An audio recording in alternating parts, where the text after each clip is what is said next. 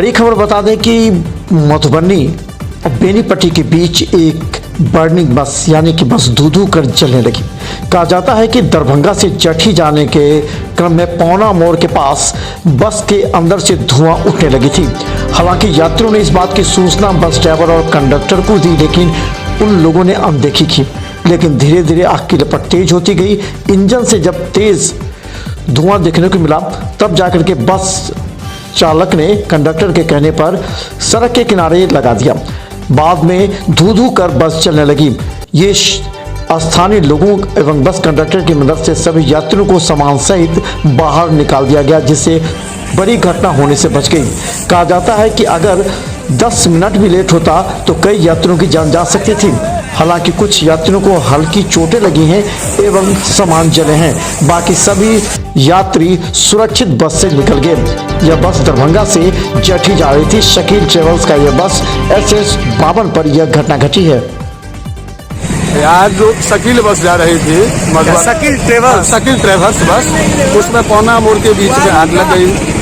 कुछ conductor passenger को उतरने देते, कुछ नहीं है। लेकिन ग्रामीणों के दबाव में हम लोग पैसेंजर को निकाल दिए। पैसेंजर को निकालने के बाद में हम लोग अरेर थाना को सूचना किए, रहिका थाना को सूचना किए।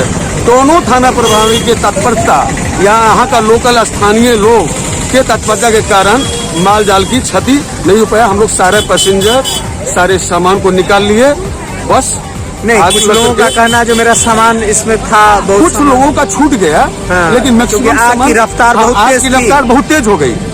उस कारण से मान लीजिए किन लोगों का छूटा ये तो लोग नहीं बता पाया, चूंकि यहाँ काफी लोग जितना हो सका आप लोगों ने निकाला। रहिका थाना के तत्परता और अरेर थाना दोनों आदमी है फायर ब्रिगेड, उन लोगों को धन्यवाद देते हैं। उनके सहयोग से जान माल यहाँ के लोगों को खतरा से वंचित रहा और जो भी लाभार्थी इसमें पैसेंजर थे उन सभी बच गए।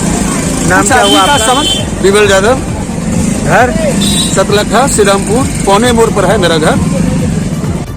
अब आप समझ सकते थे कि कितना बड़ा खतरा टला है।